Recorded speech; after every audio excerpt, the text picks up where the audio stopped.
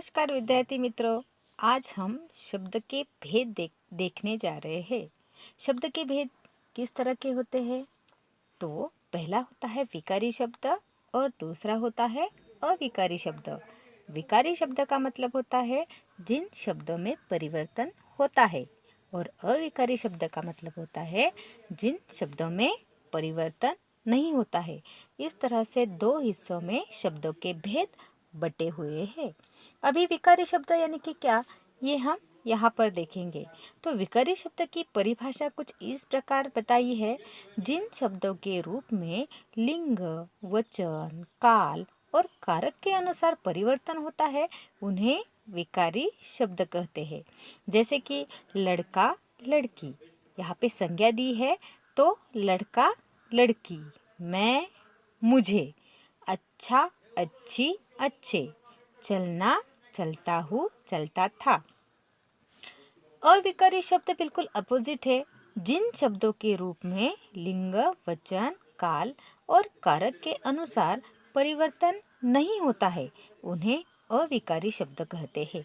देखिएगा, विकारी शब्द में परिवर्तन होता है, अविकारी शब्द में परिवर्तन नहीं होता है। जैसे लड़का प्रतिदिन आता है, लड़की प्रतिदिन आती है, लड़के प्रतिदिन आए, लड़कियां प्रतिदिन आएगी। यहाँ पे लिंग, वचन, विभक्ति सब कुछ आया है, लेकिन बीच में जो प्रतिदिन शब्द है उसमें बिल्कुल भी परिवर्तन नहीं हुआ है। वो शब्द एज इट इज वैसा ही आया है।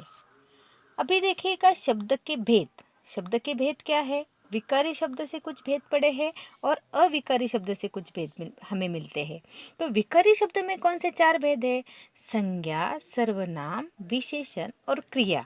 और अविकारी शब्द में जो बाकी बचे हैं वो चार अव्यय हमें वहाँ पे मिलते हैं। यहाँ पे हमने संज्ञा, सर्वनाम और विशेषण पढ़े हैं। हमारा आज का टॉपिक है क्रिया। संज्ञा, सर्वनाम और विशेषण के आपको अलग से मैंने ऑफलाइन वीडियो भी भेजे हैं।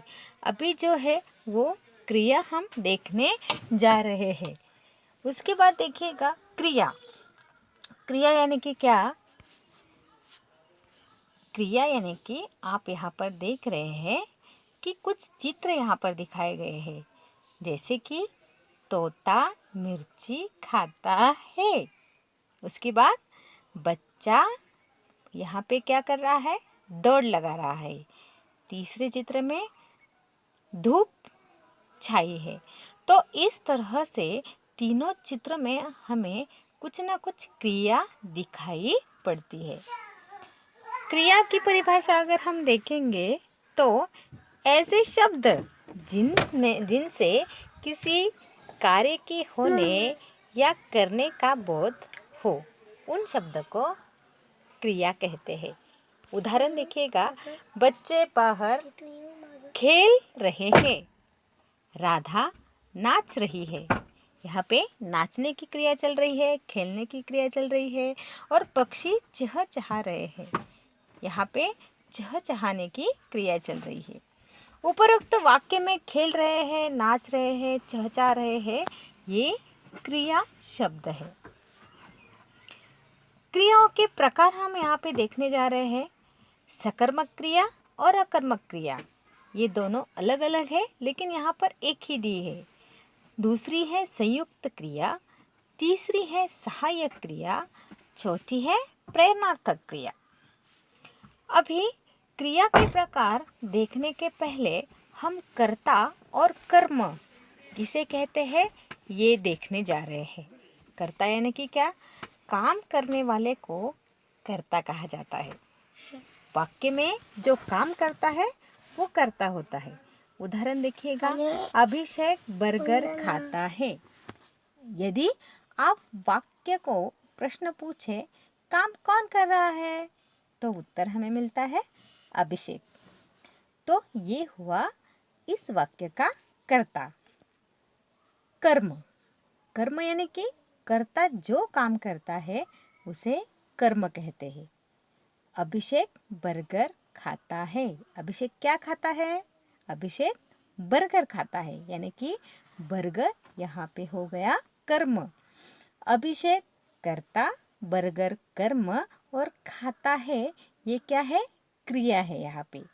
तो कर्ता और कर्म आपको समझ में आ गया है। हम अभी देखेंगे सबसे पहला प्रकार जो है वो अकर्मक क्रिया।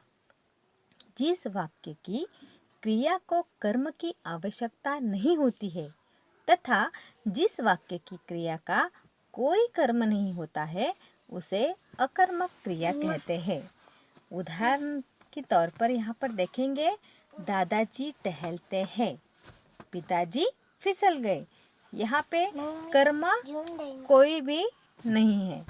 यहाँ पे क्या हो गया है? कर्म नहीं है, सिर्फ कर्ता है। इसीलिए यहाँ पे कर्म की आवश्यकता नहीं है। तो ये हो गया अकर्मक क्रिया, ये हो गई अकर्मक क्रिया। अभी दूसरी जो है वो है सकर्मक क्रिया। जिस वाक्य की क्रिया को कर्म की जरूरत होती है अथवा जिस वाक्य की क्रिया का कोई कर्म होता है उसे सकर्मक क्रिया कहते हैं। जैसे दादी जी लड्डू बना रही है, सुलेखा गीत गाती है। अभी अकर्मक और सकर्मक क्रिया किस तरह से पहचाने, इसके लिए मैं आपको एक क्लू देती हूँ। यदि किसी वाक्य की क्रिया के साथ क्या, किसे और किसको प्रश्नवाचक शब्द जोड़कर प्रश्न करने पर कोई उत्तर न मिले तो वो क्रिया अकर्मक होती है, किंतु यदि उत्तर मिले तो वो सकर्मक क्रिया होती है। यानी कि हर बार वाक्य को आपको क्या, किसे और किसको ये प्रश्न पूछना है। यदि उत्तर आता है तो वो उत्तर अगर मिलता है तो वो होती है सकर्मक क्रिया, और यदि उत्तर नहीं आता है तो वो होती है अकर्मक क्रिया। तीसरी है संयुक्त क्रिया। जिस वाक्य में दो या दो से अधिक क्रिया मिलकर एक ही कार्य पूर्ण करती है उन्हें संयुक्त क्रिया कहते हैं। जैसे रामू बाजार चला गया, संयुक्त क्रिया चला गया।